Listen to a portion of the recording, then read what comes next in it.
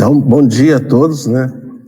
Eu vou carregar a apresentação de mestrado em biocombustível na Universidade Federal de Uberlândia, com a Universidade do Vale de Jequitinhonha, né, o programa de pós-graduação em biocombustível. Como a gente está respondendo também um protocolo, que é um protocolo que foi para a Presidência da República, que teve uma resposta, e a gente está respondendo esse protocolo, né, que esse protocolo veio do Ministério das Minas e Energias, mas referenciando o Ministério das Cidades e o Ministério do Meio Ambiente.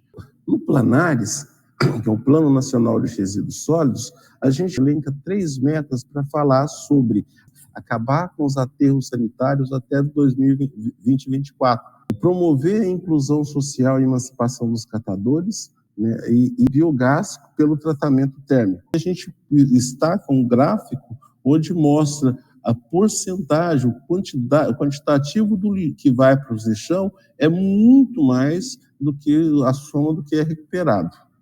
Então, a gente tem uma questão para ser levantada, que é como mitigar os impactos socioambientais produzidos pelos resíduos sólidos urbanos e transformá-los em combustível doméstico para a população e subprodutos para a agricultura e associações de recicladores, gerando atividades de trabalho e renda. E nisso a gente vai estar utilizando de políticas públicas a Política Nacional dos Resíduos Sólidos, o marco legal das associações, o marco legal institucional, a RenovaBios, as ODS e o SUS. Então, a gente usa todas essas ferramentas para falar sobre o modelo. Em 1939, a gente estava aí já em processo de iminência de guerra mundial, a gente e já tinha um racionamento dos combustíveis no Brasil, onde se cria a Comissão Nacional do Gasogênio, né? Em 1941, o Brasil entra em guerra, e em 1942, né, tem uma questão em São Paulo, que é de tanto utilizar a madeira para produção de gasogênio, você tem um problema florestal, um desmatamento florestal muito grande em São Paulo, que às vezes falam, vamos parar de utilizar, né? Em 1944, o fim do Estado Novo, também o fim da Guerra Mundial, aí você já começa a ter combustíveis no mercado, e aí você tem o fim da Comissão de Gasogênio em 48. Então, desde aquela época, eles sabiam da emergência necessária para a questão dos combustíveis. Então, nessa comissão, eles já colocam, considerando os combustíveis como os principais fontes de energia utilizada na circulação, possuindo um valor inestimável na economia dos povos, considerando os países que importam tais produtos têm o dever, quer sob o ponto de vista econômico, quer sob o ponto de vista militar, de cuidar com todo o empenho da produção e do desenvolvimento de todos os meios, quando possível, ou de utilizar toda e qualquer fonte energética que possam substituir os combustíveis universais conhecidos. Então, a gente só faz um traço da matriz energética. Em 2024, a gente tem a possibilidade de transformar esses resíduos em resíduos convertidos em gasogênio. E com características, só que aqui a gente está falando sobre o modelo econômico renovável, características muito mais saudáveis ao meio ambiente, à economia e à vida do que anteriormente. Eu fiz questão de trazer a COP30 que está aí, né, como também que está coligada com as ODS em 2030. Um modelo, então a gente faz a proposição de um modelo jurídico-tecnológico de utilidade pública, sistema que cria essas alianças através de parâmetros legais, né, aplicando na gestão colaborativa de resíduos sólidos urbanos. A questão dos resíduos sendo triturados em combustível derivado de resíduos, tanto das cidades como das indústrias, e transformando em materiais para as associações, utilizar isso em um reator, né, e isso desenvolver fertilizantes para a agricultura, os gases de cozinha para a população e atendendo os programas sociais. A gente vai falar um pouco sobre as entradas e saídas do reator. Com o resultado final, a gente entrando 3,4 toneladas por hora aqui, a gente vai ter uma saída de 2,47 toneladas por hora de gás combustível, o que equivale a 190 botijões por hora, e 7% de carvão ativado, né, que é o subproduto, mais 20% de biocarvão.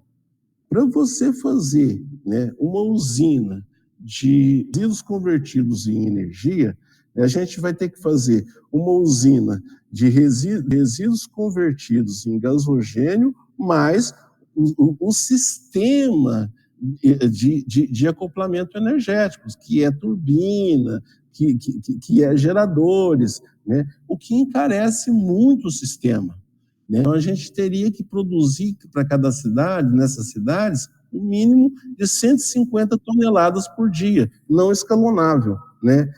Que aí teria que seguir isso. Agora, como a gente está falando só corta uma parte, a gente pega uma parte disso aqui e corta, e deixa só as usinas de resíduos convertidos em gás.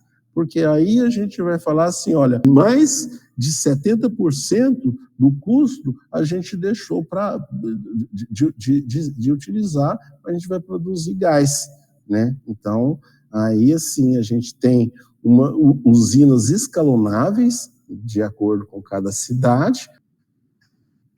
Bom, da produção, da tecnologia, a gente tem aí, né, a conversão, a utilização desses subprodutos, que seria o biochar, na agricultura para recuperamento de solos.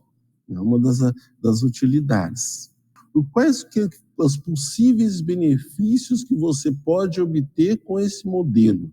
Então, gente, ó, lixo produzido, lixo coletado, o lixo transformado em combustível derivado de resíduo, a redução da poluição, o melhoramento ambiental, a contribuição com determinantes da saúde SUS, a contribuição para programas de aproveitamento de resíduos sólidos, o lixo transformado em biocarvão, fertilizantes, contribuição para programas agrícola, por redução de emissão de gases de efeito estufa. Então, a gente vai relacionando, né, as contribuições desse lixo, né, com a normativa legal, com a lei. Aqui, então, a gente deixou um vídeo. Agora, viu? Aí, ao vídeo.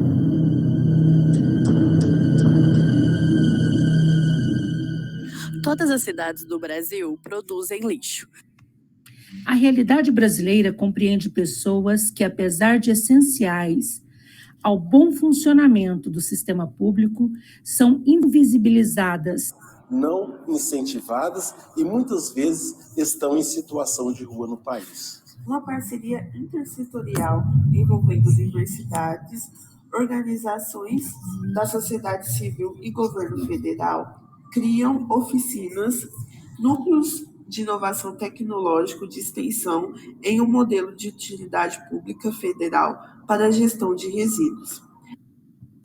O lixo, do ponto de vista químico, carrega uma enorme quantidade de energia. As máquinas construídas por estes centros possibilitam às prefeituras e associações de catadores a tratar os resíduos sólidos urbanos. Há programas de desativação de lixões e até na zona rural. As partículas de carvão são retiradas e as gotículas e vapores seguem para um tratamento térmico ainda mais intenso por 5 segundos, se transformando em gás natural de resíduos. O financiamento do material utilizado por seu sistema e a parceria com as universidades para os polos de assistência técnica pública gratuita são o núcleo dessa utilidade pública federal. O que antes eram multas, agora se tornarão fertilizantes. E se soma a receita para as associações de catadores. Cada dia que passa, nossas metas do Plano Nacional de Resíduos Sólidos para o tratamento de resíduos gerados nas cidades continuam sendo postergados. Nós temos o potencial e o conhecimento para fazer uma economia mais saudável.